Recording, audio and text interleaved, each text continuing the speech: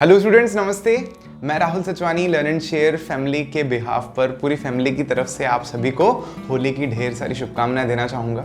आप अच्छे से खुशी से अपने घर वालों के साथ होली का ये त्यौहार मनाएं, रंग बिरंगा त्यौहार बनाएं, अपने जीवन को रंगों से भरें। एग्जाम से डरे नहीं।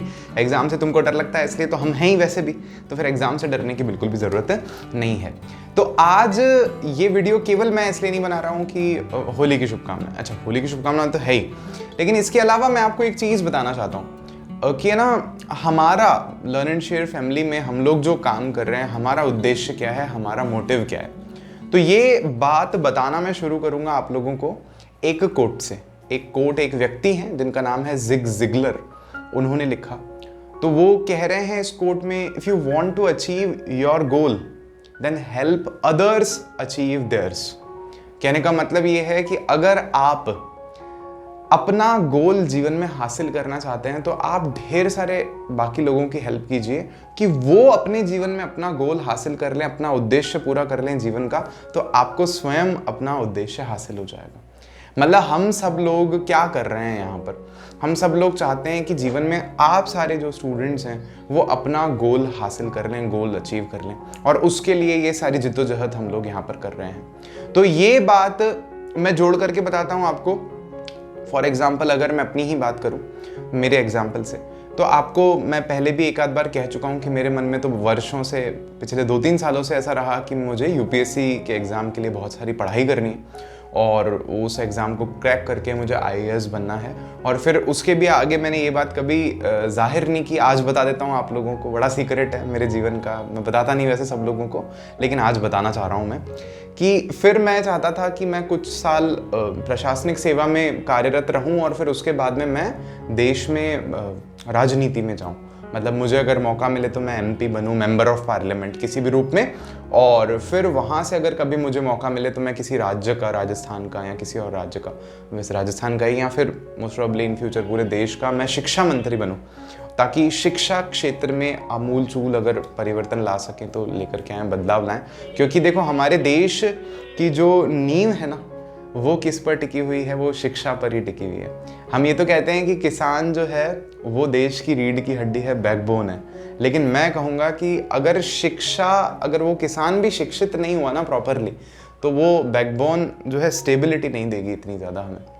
तो मेरा ये सपना रहा है, और मतलब देश के लिए मैं कुछ कर सकूं, हमेशा से ये सपना रहा है। तो अब स्थिति ये है कि मैं आप लोगों को पढ़ा रहा हूं, आप लोगों के लिए हम इतना कुछ कर रहे हैं, इतना काम कर रहे हैं कि अब मेरे पास पढ़ने का, मेरे अपने पढ़ने का समय नहीं बचता। लेकिन मैं कभी भी ना उम्मीद नहीं होता।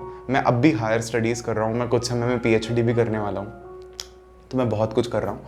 लेकिन फिर ये चीज़ मैं आपको बता रहा हूँ कि अगर हम लोग, मैं जो चाह रहा हूँ पर्सनली कि मैं ये करूँ, मैं वो करूँ, अगर मैं वो ना भी कर पाऊँ, लेकिन अगर आप सब लोग अपने उद्देश्य को हासिल कर लेते हो, क्योंकि अगर मैं एक जना ऐसे राजनीति में जाता हूँ, मैं एक जना अगर ऐसे आईएएस बनता हूँ, तो मैं कितना ही परिवर्तन ला पाऊँगा।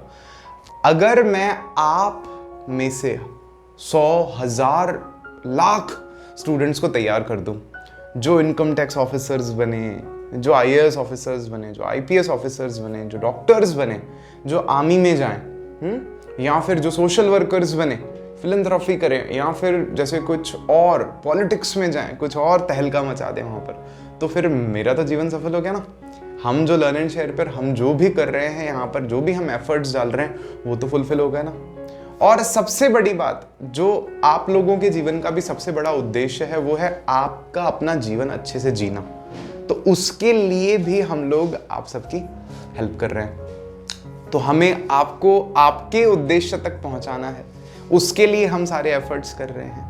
तो अब आपके ऊपर भी जिम्मेदारी है कि आप कितना एफर्ट्स डालते हो अपनी तरफ से। एक आप अपने आप को दिलासा ऐसे दे सकते हो कि अरे ये टीचर्स तो हमारे सामने थोड़ी हैं, हम नहीं भी पढ़ें तो क्या फ़र्क पड़ रहा है, किसको पता चल रहा है, कौन सा इनको पता ही चलेगा, है ना। तो ये ईमानदारी हमें आपके एंड से चाहिए।